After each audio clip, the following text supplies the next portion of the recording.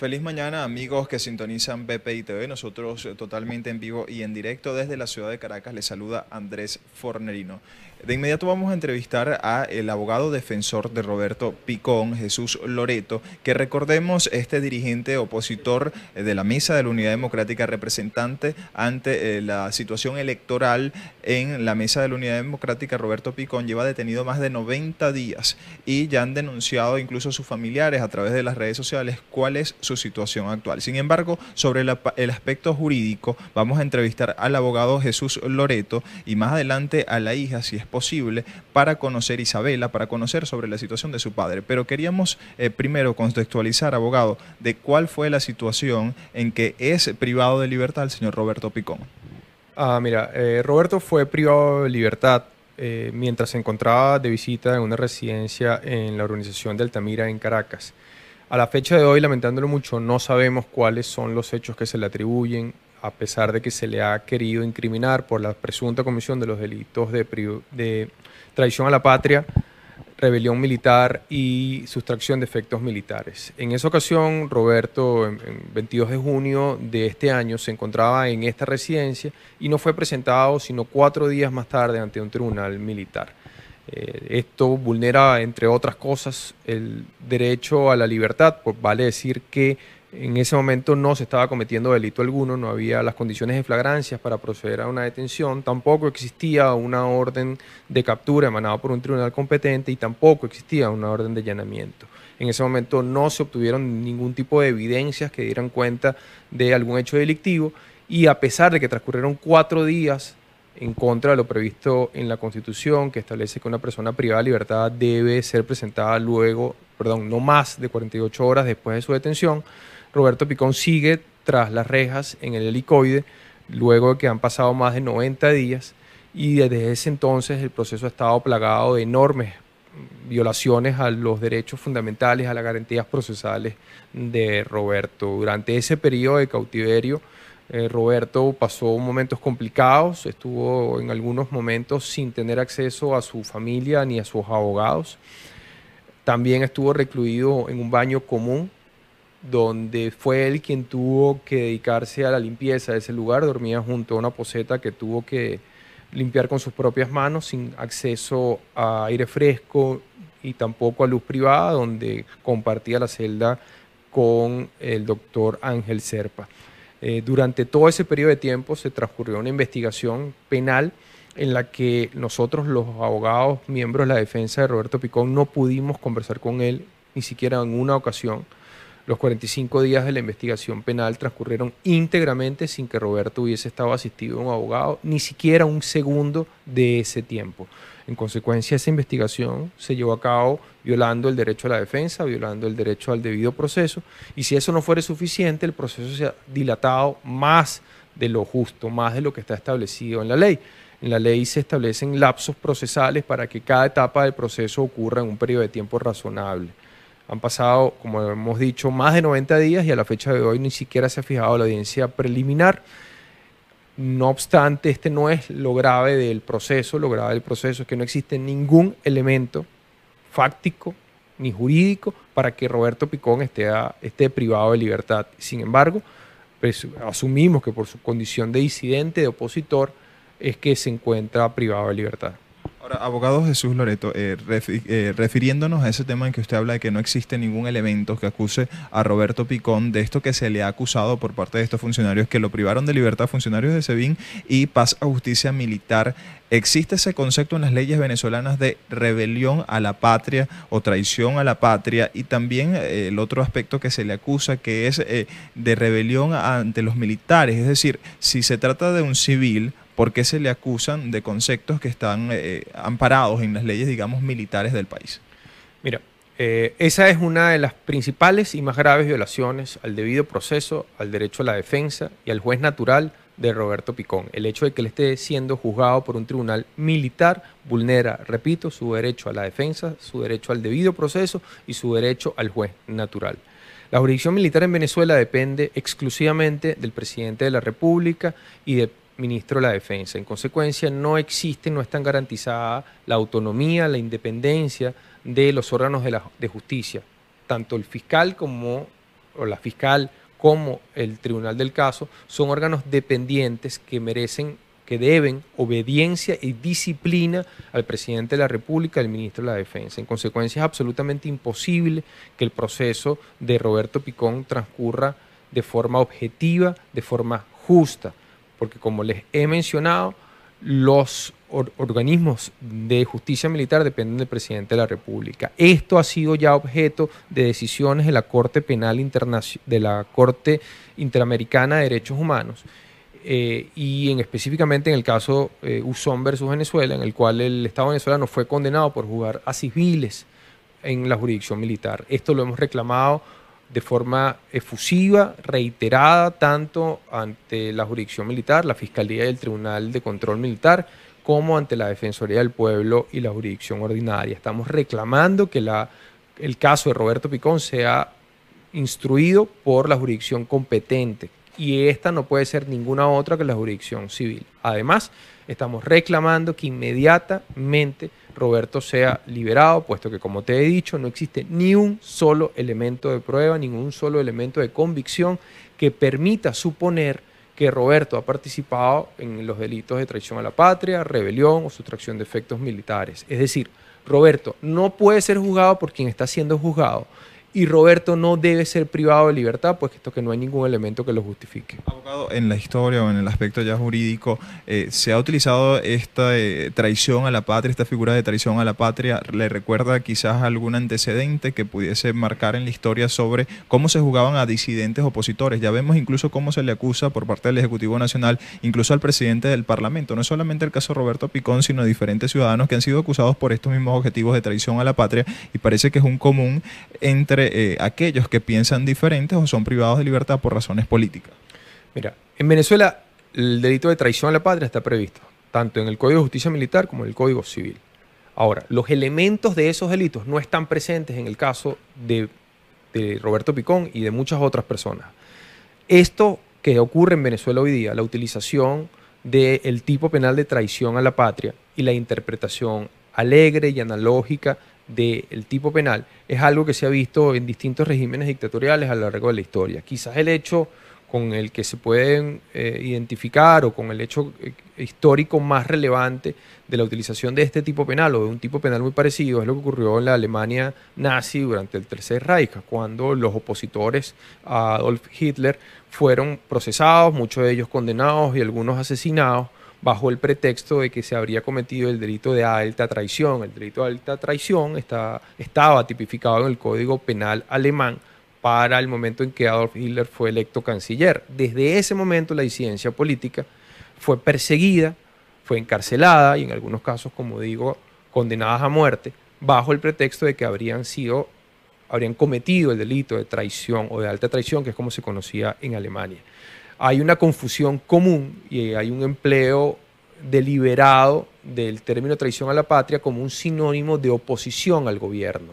El gobierno no es la patria y traición no es oposición. Lamentándolo mucho, el libre ejercicio de los derechos civiles y políticos de parte de la disidencia se confunde ex profeso, malintencionadamente, con el fin de perseguir y acallar las voces disidentes. Me estoy refiriendo específicamente a lo que ocurrió en regímenes, por ejemplo, como el del nazismo durante el Tercer Reich en Alemania. Abogado, ¿qué queda hacer para la defensa de Roberto Picón? ¿Hay algún interés por parte de los organismos nacionales, es decir, Defensoría del Pueblo, Ministerio Público? En este caso particular, ¿piensan ustedes acudir a estas instancias? ¿Ya se han agotado estos recursos? ¿Van a instancias internacionales? ¿Qué van a hacer? Bueno, vamos a hacer todo lo que esté previsto en la ley, en la Constitución venezolana y en los instrumentos normativos internacionales que apliquen al caso. ¿Qué hemos hecho? Nosotros hemos hecho estas denuncias ya, no solamente ante el Tribunal de Control Militar que lleva la causa de Roberto, también hemos hecho este reclamo ante la Fiscalía Militar, pero hemos acudido a las instancias naturales, competentes para el caso de Roberto. Es decir, hemos acudido a la Defensoría del Pueblo, hemos acudido también a la Fiscalía Ordinaria, y en ambas instancias, en ambos organismos, hemos reclamado formalmente por escrito en muchas ocasiones lo que les he venido hablando, la violación sistemática y reiterada de los derechos de Roberto. Debo decir que en la Defensoría del Pueblo hemos sido gentilmente atendidos por el licenciado Alfredo Ruiz, quien se ha interesado del caso, y creemos que ha sido gracias a su intervención que las condiciones mínimas de reclusión de Roberto han llegado a los niveles, a los estándares mínimos internacionales. Es algo que debió haber ocurrido el primer día, no fue sino pasado más de un mes que pudimos conseguir que Roberto durmiera en condiciones dignas, humanitarias, humanas. Sin embargo, no hemos tenido la misma receptividad de la Fiscalía Ordinaria, a quien le hemos reclamado no solamente estas violaciones a sus derechos esenciales, a garantías procesales, sino también hemos reclamado específicamente que Roberto sea juzgado por la jurisdicción ordinaria, que es quien tiene competencia para hacerlo, pero también hemos pedido que se corrijan los vicios de los que adolece el proceso. Específicamente estamos pidiendo que Roberto sea juzgado en libertad. No hay ningún solo elemento de prueba contra Roberto. Vale decir, no estoy diciendo que los elementos no sean válidos o que sean insuficientes. Es que los elementos de prueba que fueron empleados o han sido esgrimidos en el caso de Roberto son absolutamente impertinentes. No prueban nada en cuanto a Roberto se refiere, y en cuanto se refieren a Roberto no prueban la presunta comisión de los delitos que lo tienen hoy tras las rejas en el SEBIN. ¿Solicitarán alguna medida cautelar? La hemos hecho ya, lo vamos a ratificar. Insisto, Roberto debe estar en casa. No hay ningún motivo para que Roberto esté privado de libertad, y mucho menos que haya pasado por este trato indigno, este trato inhumano, al cual fue sometido durmiendo en un baño lleno de heces fecales durante más de 15 días. Lo que estamos reclamando es que se corrijan los vicios, graves vicios procesales de los que adolece el proceso, que Roberto sea liberado inmediatamente y que sea sobreseído, por cuanto, insisto, no hay un solo elemento de prueba. Todavía a la fecha de hoy no se nos ha explicado cuál es el hecho que se le atribuye a Roberto. Nosotros no sabemos cuáles son las condiciones de modo, tiempo y lugar del presunto delito de Roberto. ¿Qué quiero decir con esto? Hoy a Roberto nadie le ha informado cómo, cuándo y dónde es que él traicionó a la patria, es que él se rebeló o es que él sustrajo un elemento militar. A Roberto se le acusa de estar en una casa que fue ilegalmente allanada. El delito de Roberto no es otro que estar en el lugar inadecuado, en el momento inadecuado, sumado a su condición de opositor. Si Roberto no fuera opositor, si Roberto no hubiera estado en esa casa, y si esa casa no hubiera sido allanada, Roberto hoy estuviese junto con su familia, que es a lo que usualmente se dedica, a ser padre de familia, a ser un ingeniero y a ejercer libremente los derechos que la Constitución le otorga, los derechos políticos y civiles que tenemos todos los ciudadanos. Abogado, en más de 90 días, ¿cuántas veces han podido verlo, comunicarse con él? Y si no es el caso, si no los han dejado ver, ¿qué alegan estos funcionarios de seguridad para prohibirle el comunicarse con su defendido? Mira, yo en particular he podido ver a Roberto en 3 ocasiones. Esas 3 ocasiones tuvieron lugar luego de que Roberto fue investigado durante más de 45 días y después que la acusación fue presentada. Es decir, para el momento que yo pude ver finalmente a Roberto, ya no tenía ningún sentido verlo, porque no pude ejercer el cargo para el cual fui designado, no pude consultar con Roberto cómo ejercer su defensa. Asimismo, sus familiares estuvieron, si mal no recuerdo, 53 días sin poderle ver la cara una sola vez. Por lo tanto, esas violaciones ya no son subsanables. La imposibilidad de defenderse y la posibilidad de ver a sus familiares oportunamente no llegará nunca. Ese tiempo no los podrán ver. ¿Tenías otra pregunta? En relación a qué alegan para prohibirles la entrada. Mira, nosotros no nos han informado en ninguna ocasión cuál es el motivo tras el impedimento a ver a Roberto. Vale decir que las personas en el SEBIN entendemos, y así nos los hacen saber, que cumplen órdenes. Cada vez que hemos ido, en mi caso en particular, me han atendido de forma educada y me han dicho: doctor, usted lamentándolo mucho no puede entrar, hoy no hay visita para Roberto Picón. Mientras eso ocurre, yo he visto deambular a otros abogados a quienes sí se les ha permitido la visita de sus defendidos. Es decir, no tengo ninguna razón informada oficialmente del motivo por el cual yo no pude ver a Roberto durante todo este tiempo. Lo único que le puedo decir es que cada vez que hubo una visita de abogados programada conforme al horario establecido por las autoridades del SEBIN, asistimos puntualmente, cumplimos con los requisitos de presentar la documentación solicitada por ellos, vale decir mi designación como abogado, mis credenciales como abogado y como les digo, los funcionarios gentilmente, amablemente, educadamente me han dicho, doctor, no depende de mí, no puedo darle acceso. Bien, muchas gracias, abogado. Escuchaban parte de las declaraciones de Jesús Loreto. Él es abogado defensor de Roberto Picón, detenido en el helicoide, SEBIN del helicoide. Ya ellos han denunciado algunas de las situaciones en que se encuentra su defendido. Recordemos que fue privado de libertad desde el 22 de junio hasta la presente fecha por rebelión a la patria o traición a la patria. Estos son algunos delitos que contempla el Ejecutivo contra este ciudadano que milita en la mesa de la Unidad Democrática y es el encargado de la parte electoral. De inmediato vamos a escuchar también a su hija Isabela Picón, a quien está con nosotros acompañándonos en vivo y en directo. Gracias, Isabela, por poder estar presente y te queríamos consultar. En las veces que has visitado a tu padre, ¿qué has podido hablar con él? Yo he podido hablar con él, bueno, él obviamente nos pregunta cómo está la familia, cómo está la situación del país. Nosotros le decimos que nosotros estamos fuertes, que el país está, digamos, en picada, digamos, la situación económica cada vez peor, digamos, internacionalmente los países tanto de Europa como de América Latina, del mundo entero, están prestando mucha atención a lo que está pasando y digamos, prestando atención a su caso y a la crisis humanitaria, a las violaciones a los derechos humanos y al debido proceso de más de 500 presos políticos igual que él. Sí, Isabela, me habías comentado que en lo particular, cada vez que vas a visitar a tu papá, tienes una especie de cuaderno donde anotas, apuntas cuáles fueron las situaciones, qué te dijeron. ¿Nos podrías indicar en este lapso de tiempo cuáles han sido las veces que has podido entrar, de qué forma, si se te ha aislado de contactar a tu padre? ¿Y nos puedes dar todos esos detalles de cuál es la situación de Roberto Picón? Sí, bueno, desde el principio nosotros sabíamos, como esto es una detención arbitraria, que nosotros íbamos a ser sujetos a otras arbitrariedades mientras él estuviera preso.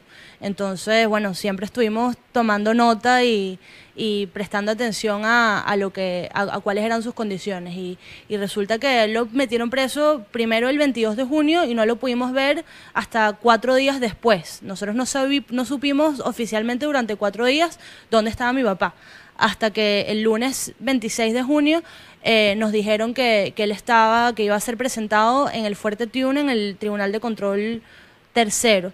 Y bueno, ahí lo vimos a varios metros de distancia, nos saludábamos desde lejos, nosotros los 4 hermanos, mi mamá, mis 2 tías, mi tío, muy emocionados de poder verlo después de 4 días. Y luego de eso no lo vimos más hasta el día 56 de su detención. Por más de 20 ocasiones lo fuimos a visitar en los días reglamentarios, miércoles, jueves, sábados y domingos, y no nos dejaban entrar.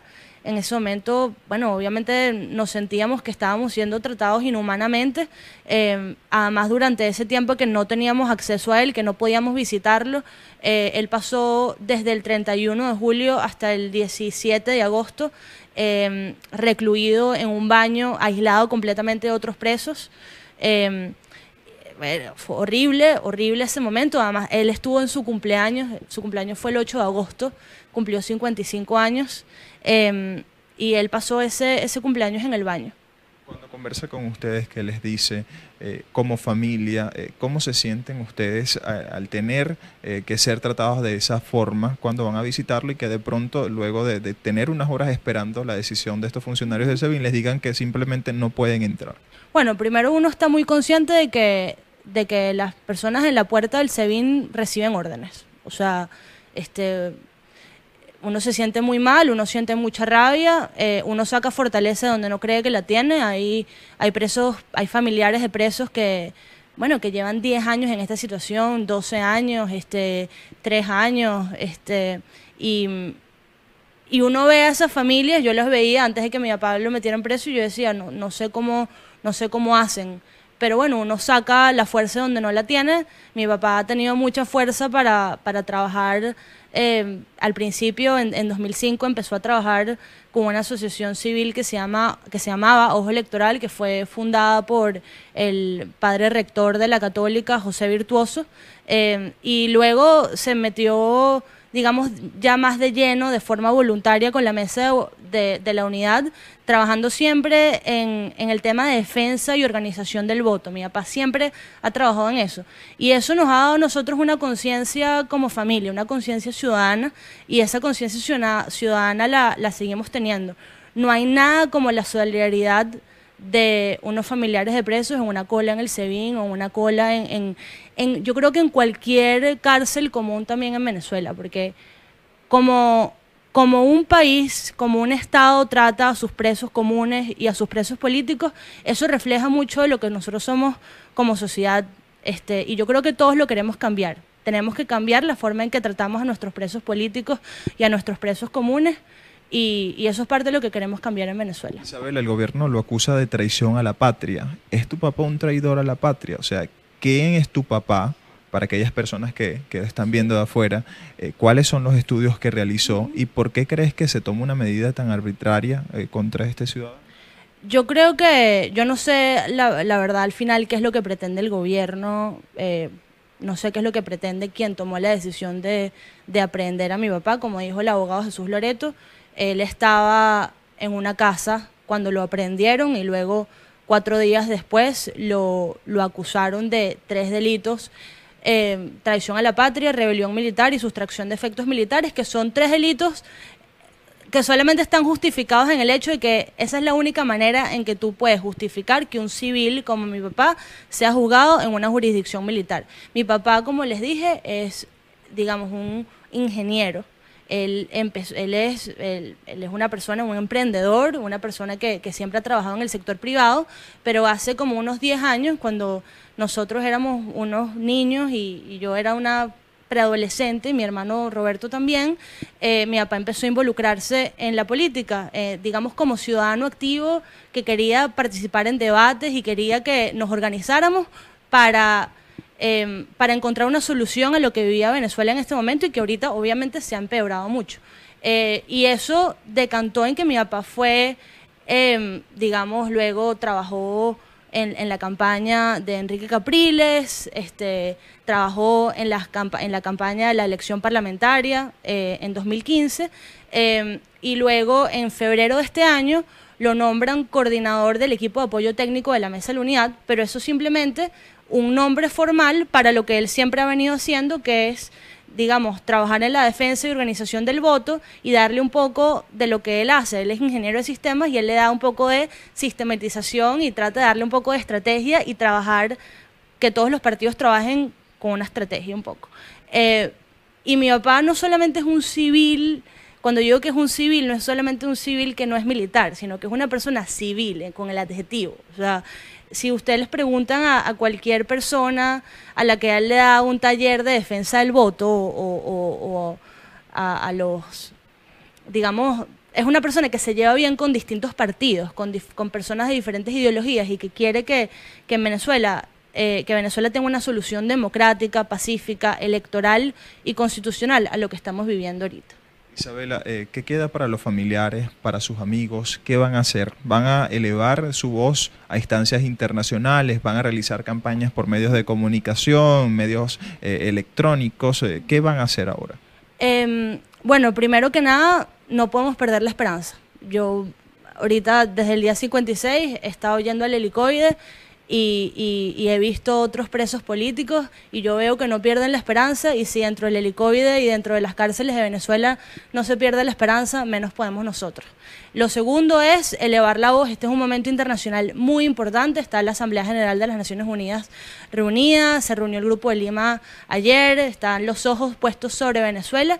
Entonces es el momento de elevar la voz sobre los presos políticos y sobre la crisis humanitaria que estamos viviendo. Nosotros particularmente, estamos utilizando el hashtag Liberen a Roberto Picón para difundir todas las violaciones a los derechos humanos y al debido proceso que han ocurrido en su caso, y estamos pidiendo su inmediata liberación porque el momento ya pasó, el tiempo en que su audiencia preliminar debió haber sido pautada por el Tribunal Tercero de Control Militar, y que en todo caso, si él es juzgado, debe ser juzgado en libertad y por un tribunal civil. Bien, muchas gracias, Isabela. Escuchaban parte de las declaraciones de la hija de Roberto Picón, recordemos, dirigente de la Mesa de la Unidad Democrática. Ya ella habría indicado algunas de las denuncias de tortura que ha recibido su padre. Además, manifestaba entonces que iba a elevar su voz ante organismos incluso internacionales para que se haga pública la situación de su padre detenido por más de 90 días por esta justicia militar, siendo un civil en Venezuela. Es uno de los casos que se ha sumado a múltiples acusaciones de dirigentes opositores y que al momento no han tenido ni siquiera una medida cautelar o una sentencia luego de su detención. Es parte de la información desde Caracas, Venezuela, reporta Andrés Fornerino para BPI TV.